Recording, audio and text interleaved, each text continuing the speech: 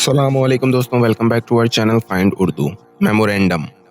Memorandum का मतलब है याददाश्त, ऑफिशियल नोट, एक मुख्तसर लिखा गया पैगाम। मेमोरेंडम का मतलब है एक छोटी सी लिखी हुई याद दहानी जो अक्सर ऑफिस या ऑफिशियल पर्पस के लिए होती है। ये फॉर्मल नोट होता है जो किसी ज़रूरी बात को याद दिलाने या इंस्ट्रक्शंस देने के लिए लिखा जाता है। The manager issued the memorandum about the new office rules.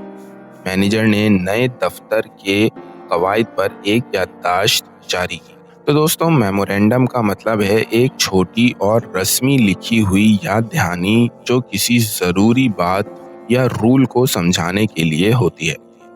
उम्मीद है अब आपको मेमोरेंडम का मतलब समझ में आ गया होगा। मिलते हैं नेक्स्ट वीडियो में। शुक्रिया।